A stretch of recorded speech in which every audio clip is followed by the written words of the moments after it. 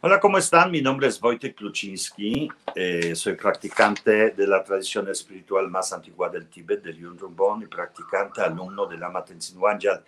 Y está conmigo Anishra Wangmo, la monja de nuestra tradición, que voy a presentar en un momento, pero primero quiero comentarles la razón por la que nos encontramos aquí.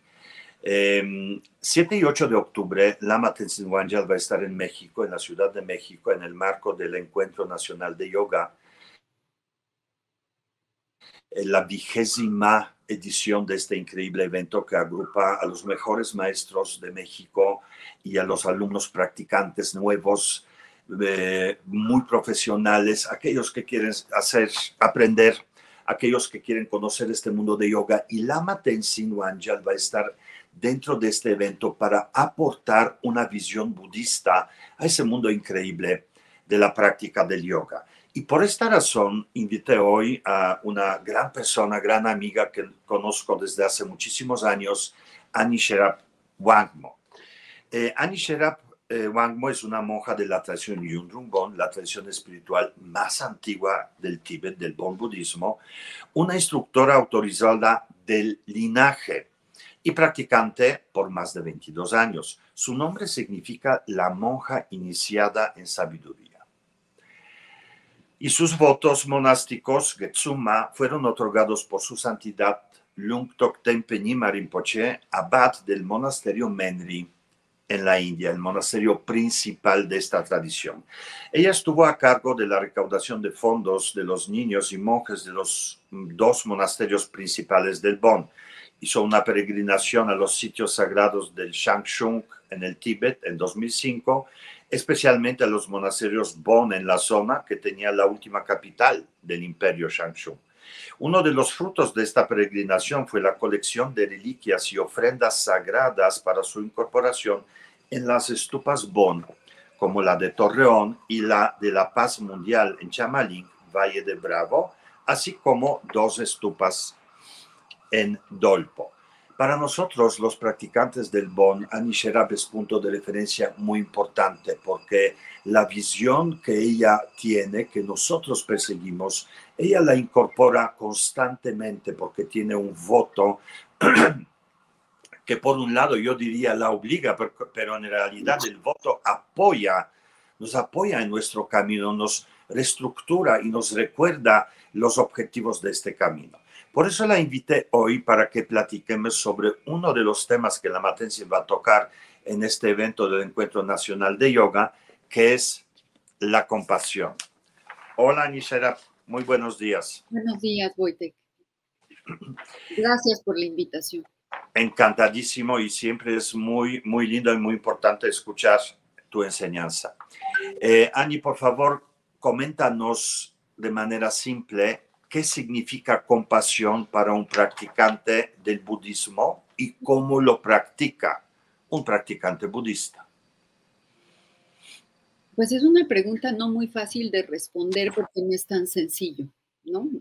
En Occidente y sobre todo en el idioma hispano, en español, utilizamos la compasión como lástima, ¿no? Le tiene mucha compasión, quiere decir que le tiene lástima. Aquí hay que hacer una diferencia muy grande para el vocablo en sí aplicado en español. La compasión a la que nos referimos nosotros está basada en el amor inconmensurable y la lástima en el miedo. Entonces, cuando tú dices, le tengo compasión a esa persona que es indigente, por ejemplo, mucha gente lo expresa como miedo. Tengo miedo a que me vaya a pasar lo mismo. Por lo tanto, lo voy a ayudar, una cosa de ese tipo. Compasión es otra cosa. Compasión es que amplías tu conciencia. La compasión en nuestra tradición tiene una implicación de que tú como ser humano estás ampliando tu conciencia. La compasión, por ejemplo, ante seres queridos tuyos, ante tu familia, ante tus mascotas, es natural. En nosotros es natural porque tenemos un vínculo afectivo enorme con nuestros seres queridos, incluyendo a nuestros animales. Pero esa realmente es una como círculo muy estrecho de la compasión que tú puedes tener. ¿Por qué? Porque es la natural que cualquier ser humano tiene. Pero cuando hablamos ya de cultivar la compasión, eso implica es una expansión de la conciencia. Estás abarcando a más seres que incluso no conoces, a extraños que pueden estar sufriendo. Estás sensible y está tu radar detectando el sufrimiento de los demás. Entonces, cuando tú estás como practicante del Yundrum Bomb, por ejemplo, cuando estamos ya en una etapa de expansión de la conciencia por nuestra propia práctica y por nuestro voto de bodhicitta, que es básico en nuestra tradición, empiezas tú a conectarte o a ser consciente de la conexión que tienes con no solo tus seres queridos y tu círculo más cercano, sino empiezas a abarcar a tu comunidad, a tu país y al planeta entero de los seres que viven exactamente en el mismo mundo histórico, tiempo histórico que tú estás viviendo. Porque todos, humanos, animales y los seres de otros reinos que son invisibles a nosotros, estamos interconectados por una enorme red kármica, ¿verdad? Que nos une a todos. Entonces, cuando uno llega a abarcar esas dimensiones de compasión, se vuelve inconmensurable, porque aquí no estás, ya no conoces a los billones de seres a los que estás abarcando con tu rezo, con tu intención para beneficio de todos los seres. Ese es el voto de bodhicitta. Sí, entiendo entonces que el bodhicitta, bueno, bodhicitta, que es esa determinación de practicar a través de la compasión por el bien de todos, a mí se me hace increíble porque ver a todos como iguales, no diferenciar entre uno y otro, no aplicar más valor a este, no condicionarlo porque te sirve o por X otra razón, eso hace que finalmente cambiemos la visión sobre los demás y sobre el mundo. Entonces, podríamos decir que compasión es un estado de la mente o es una emoción o es un sentir. Compasión es un método. Uh-huh. O sea, la compasión es el método en el que se basa, es la base de todas nuestras prácticas. En nuestra tradición hay dos aspectos de nuestra práctica muy importantes, el método y la sabiduría. Cuando tú aplicas el método, que es cualquier práctica espiritual que nos dejó nuestro Buda fundador, Trungpa Shenra, cuando tú aplicas ese vínculo de compasión, cuando haces una práctica, entonces ahí hay sabiduría que se acumula. Entonces yo lo puedo más bien como poner como si tú tuvieras una escalera. Uh-huh. La estructura de la escalera y sus peldaños fueran el método, ¿sí? Uh-huh.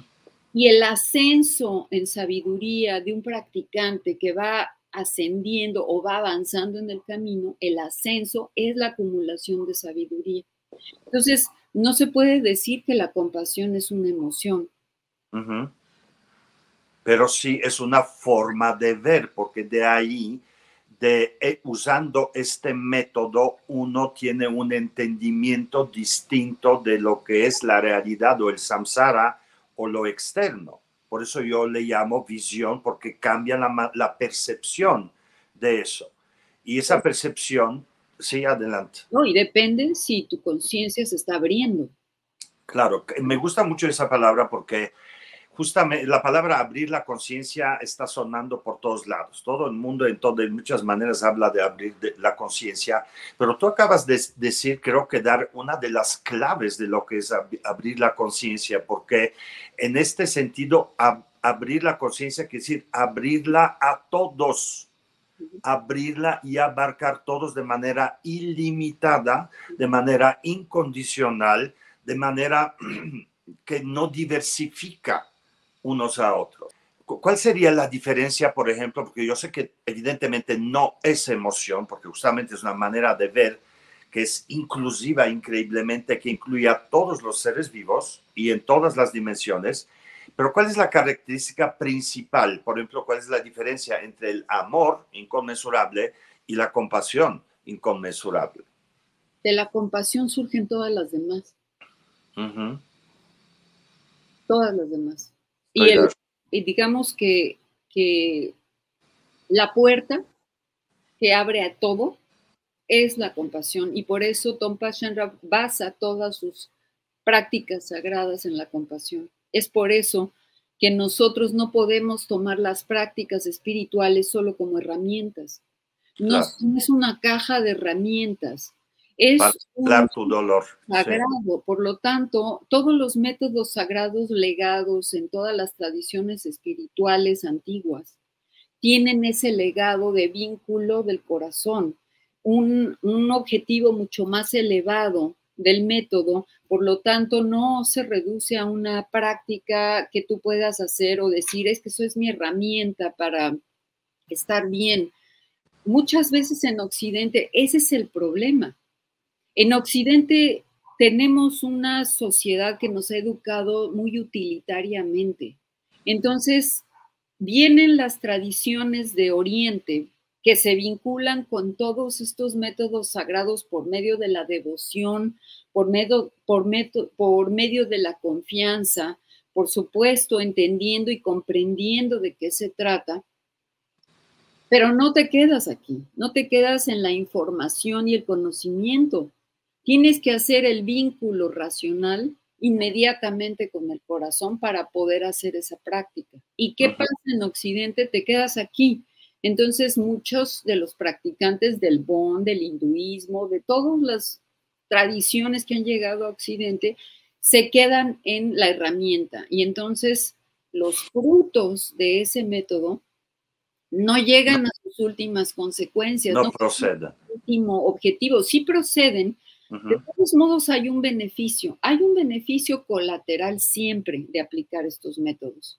Y sin embargo no fueron diseñados o legados a nosotros para obtener ese colateral, fueron para unirse a un objetivo último. Y el objetivo último de estas tradiciones es llegar a tu ser perfecto. O sea, a conducirte en cuerpo, emociones y mente a ser lo que realmente eres. Y sin embargo, ese aspecto de conexión se ha perdido en Occidente en muchas tradiciones, muchas tradiciones. Muchísimas, estoy de acuerdo.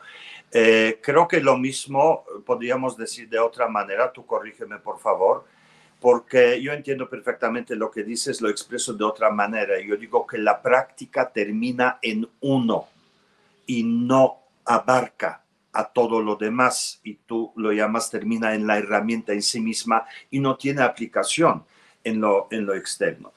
Es una de las prácticas definitivamente que siempre toca corazón muy profundamente. En algún momento escuché, aprendí que lo que caracteriza justamente a la compasión es que la mirada de uno no está dirigida hacia uno mismo, sino a todos los demás. Y mientras más abarca, más inclusiva sea, más la visión va a ser más compasiva. Y que en esta mirada hacia lo externo, uno busca o uno trata de que el otro o los demás sufran menos, mientras que en el amor el deseo es que el otro sea feliz.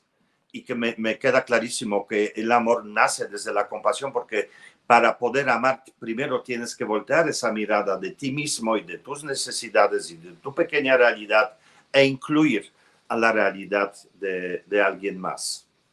Fíjate que en eso que estás diciendo mucha gente se confunde, porque, por ejemplo, las redes sociales, en la sociedad actual está entrenando a jóvenes, a generaciones enteras, a no ver a los demás, sino a atender sus propias necesidades y ser completamente ciego ante lo demás, porque si no le toca, si no le afecta, no es muy cómodo verlo, ¿no? No es muy cómodo verlo. Sin embargo, cuando uno no tiene compasión hacia sí mismo, cuando uno se castiga a uno mismo, la compasión no puede nacer naturalmente hacia los demás. Entonces, esa compasión que uno tiene hacia uno mismo no significa ese egoísmo que está sucediendo en este momento.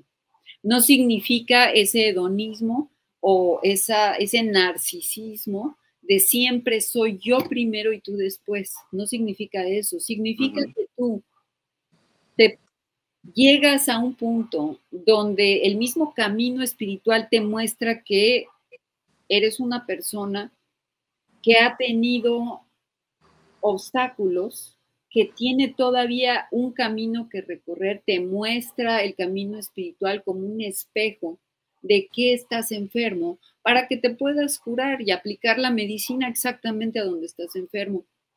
Aceptarnos como somos, imperfectos, con errores, pero sin culpa, es una maravilla de esta tradición.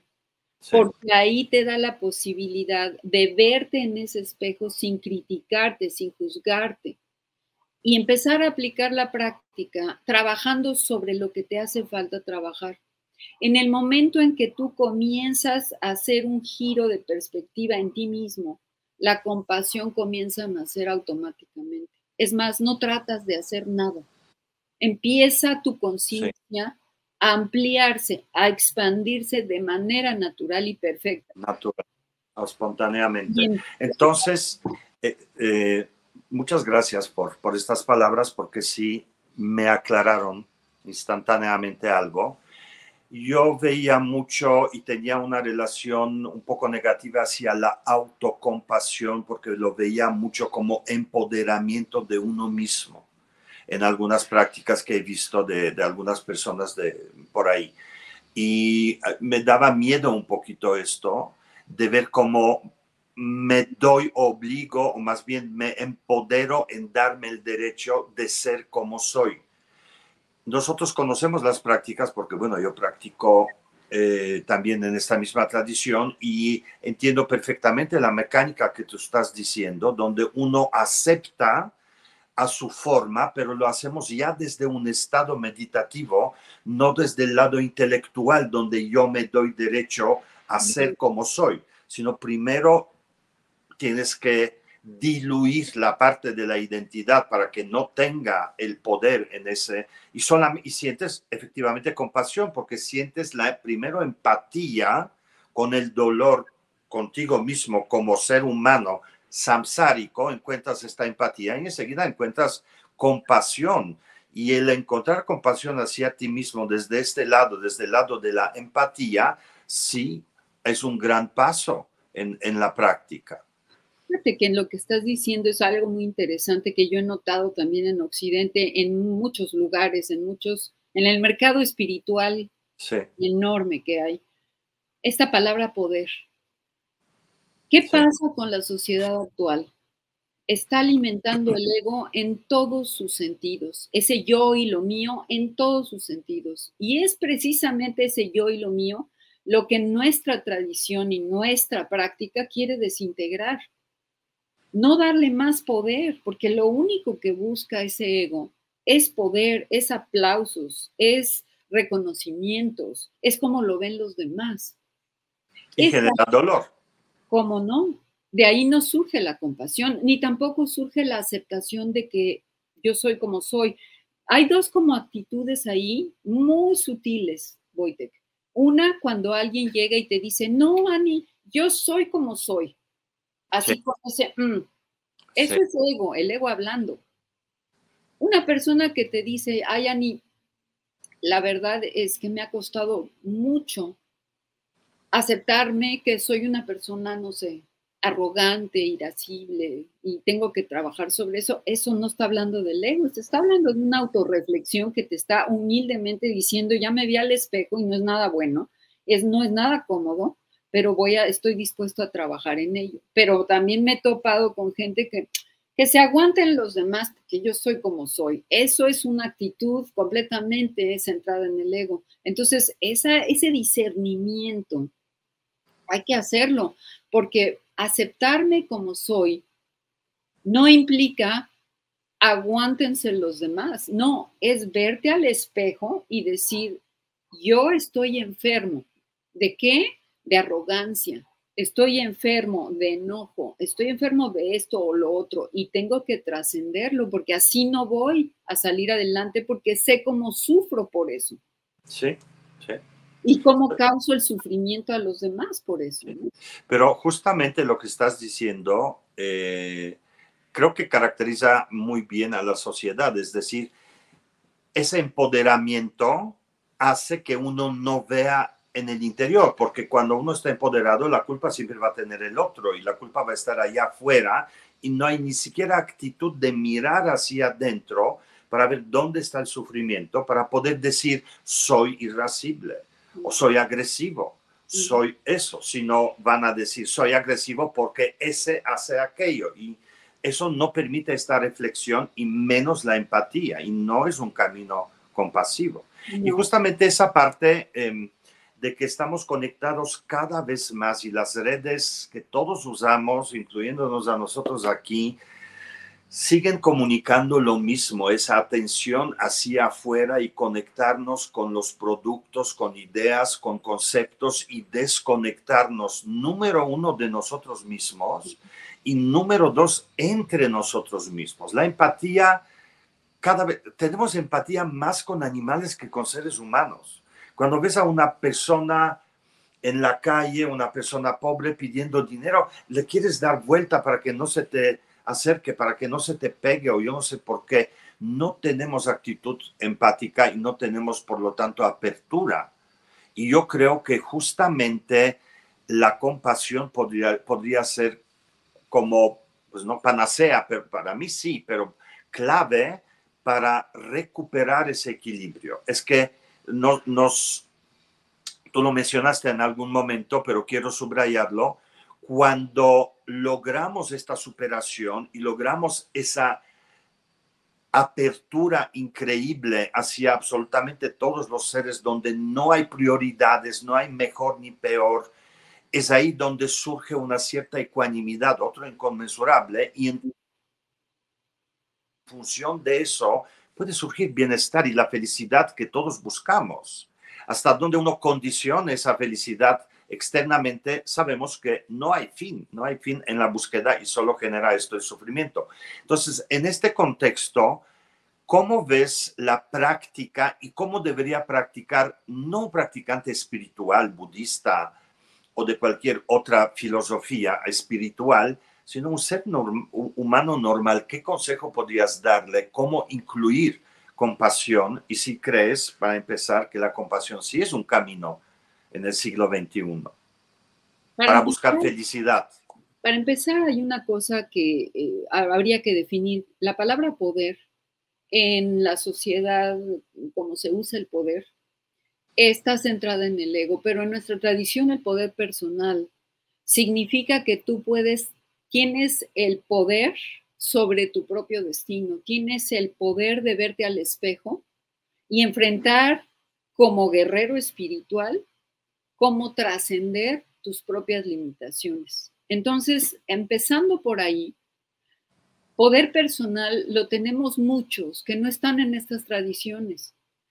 Las personas que tienen este poder, digamos, esto en su estructura de personalidad, son más introspectivas, pueden autoobservarse mejor y no es tan fácil que lancen el dedo afuera y digan, ella tiene la culpa de mi dolor o él no me está haciendo feliz, por lo tanto yo soy muy infeliz.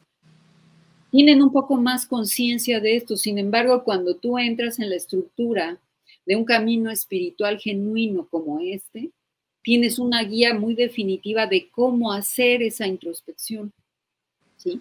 Entonces, para la sociedad, para la gente que está a pie, todo mundo sabe que la mente está muy conectada con el cuerpo y el cuerpo está muy conectado con la mente. Todos sabemos que cuando nuestro estado mental es inestable, nuestro cuerpo se siente mal. Y generalmente la gente no sabe observar estas fluctuaciones de la mente. puede observar mejor las fluctuaciones del cuerpo.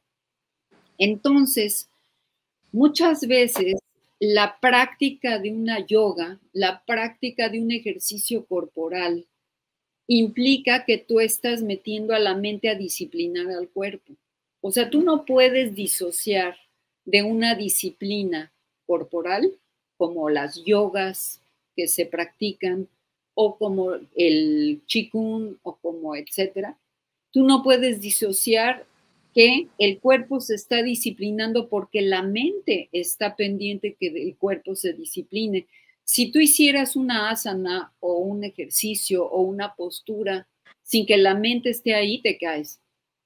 Entonces, es más fácil, digamos, para la mente de la persona normal poner énfasis en el cuerpo y disciplinar al cuerpo. Automáticamente la mente comienza a disciplinarse también, ¿verdad? Porque la unión entre cuerpo y mente es muy estrecha. Claro. Y sin embargo, nuestras tradiciones estamos operando al revés. Sí. Estamos nosotros entrenando a la mente, apaciguando a la mente, concentrando a la mente, precisamente para poder entrar al estado más puro de la esencia de la mente. Pero al estar entrenando a la mente, el cuerpo la sigue solito. Por supuesto, por supuesto. Teorías. Tal vez hoy, muy luminoso lo que estás diciendo y muy claro. Tal vez el problema que tenemos hoy en la forma en la que vivimos en esta etapa de la civilización es que la mente sí está vinculada increíblemente al cuerpo y el cuerpo está vinculado con la realidad externa. Y por lo tanto, dándole prioridad a eso, la mente también ya se pega a lo externo y se pierde este vínculo puro y esta pequeña puerta hacia lo luminoso de la mente misma. Usaste un término que me gustaría que explicaras porque me gustó muchísimo. ¿Qué quiere decir un camino espiritual genuino? Camino espiritual genuino es aquel que te brinda de manera fidedigna una sabiduría que no ha sido reinterpretada, ni modificada, ni objetivizada, sino que viene de una fuente verdaderamente fidedigna a la que tú le puedes tener una confianza absoluta. Para mí, ese es un camino genuino. Yo como ser humano, cuando estaba buscando un camino genuino, tuve que descartar muchas cosas que a mí me parecían que sonaban a verdaderas, pero había sido filtrada esa verdad a tantos niveles que te estaba llegando un puré, un cóctel, una mezcla que mi intuición me decía, no, es que aquí no es, suena verdadero, pero aquí no es. Cuando tú entras a una tradición que tiene a un despierto, a un iluminado, a un Buda, legándote una sabiduría como esta y que es fidedigna a través de los siglos, porque tenemos un linaje sumamente puro en el Yundrum Bon, ahí es cuando te das cuenta que esto es para ti, porque le puedes poner toda la confianza absoluta a lo que estás haciendo. Estás viendo además en tus maestros el resultado de eso. Estás viendo en los seres humanos que te están enseñando la perfección que estás tratando tú de obtener. Entonces, hay evidencia de esto y lo ves en tus maestros. Entonces, claro que eso para mí es un camino espiritual genuino. ¿Cuándo un camino espiritual genuino pierde eso? Cuando los seres humanos lo contaminan, lo mezclan, lo reinterpretan para sus propios intereses. Correcto. Eso es cuando ya pierde. Entonces te tienes que ir al origen siempre, ¿no? Yo suelo decir mucho a los practicantes, no de nuestra tradición, sino practicantes de meditación, que las prácticas suelen ser buenas y perfectas, los practicantes somos malos, porque, por ejemplo, abandonamos las prácticas en vez de mejorar uno en la práctica, uno deja la práctica y busca otra. Nosotros sabemos que uno tiene que hacer la práctica hasta obtener el resultado, pero al mismo tiempo, esa actitud que todavía existía hace unos 20 años, hoy ya no existe, porque la gente busca otra cosa en la meditación. Hoy la gente busca meditación porque se siente triste, porque tiene eso o aquello, o no puede dormir, o está estresada en la oficina y quieren que la meditación arregle eso con el menor esfuerzo posible. Y esto no es un camino, y eso inclusive hacia la práctica misma, que puede ser increíblemente eficiente, eficaz, la reduce a un instrumento inservible. Pero esa es una falla mental, Wojtek. Digo, es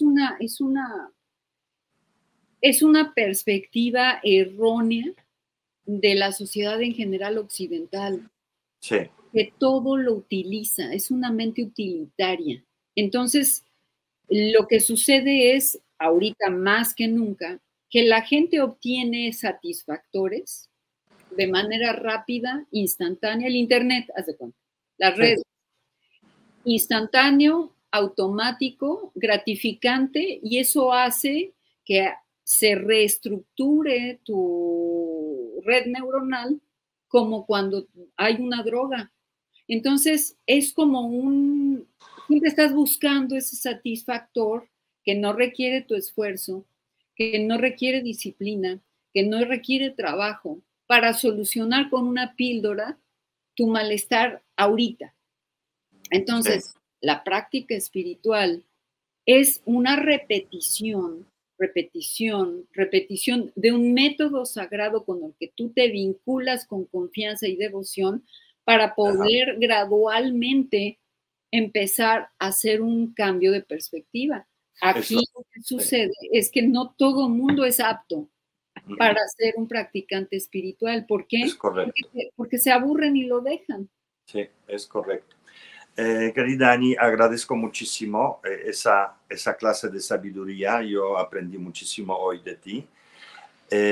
Por favor, compártenos algunas redes, si tienes, donde la gente pueda ver más sobre ti. Si quieres mencionarlas, yo las voy a poner junto a este video para que puedan buscarte. Pues fíjate que yo no tengo ni página web, tengo mi página de Facebook, que lo abro muy de vez en cuando, pero no tengo usas una plataforma. Entonces van a tener que confiar en el buen karma para contactarte y encontrarte. Pues mi correo electrónico, si gustan, pero es lo único realmente que manejo. El Facebook lo manejo muy rara vez. Está bajo Ani Sherab Wanmo, ¿no? Me escriben y me dicen que voy a esta conferencia, ¿no? Lo que puedo decir es que pueden dirigirse a Ligmincha por si quieren platicar contigo o tener contacto. Pues nuevamente muchas gracias, espero que esta sea la primera de todas. Al final voy a recordar nuevamente los temas y fechas de Lama Tenzin en el Encuentro Nacional de Yoga. Va a ser en el Hotel Hilton Reforma, frente a la Alameda Central de la Ciudad de México, los días 7 y 8 de octubre. El 7 de octubre, sábado, de 10 a 11:30, Lama Tenzin va a hablar de la compasión como el camino y como meditación. Y el domingo 8, de 11:50 a 13:20, cómo perfeccionar la mente. Ese mismo día, domingo, a las 7 de la mañana, voy a hacer la práctica. Yo voy a dar una práctica de refugio en la mente. Y bueno, espero que esto sirva algo de punto de referencia, aclare las dudas, que sobre todo hagan una experiencia de acercarse hacia la mente desde otra perspectiva de la tradición espiritual más antigua del Tíbet. Muchas gracias, Ani Sherab. Que tengas un hermoso día. Un abrazo a todos, bendiciones a todos y nos vemos muy pronto.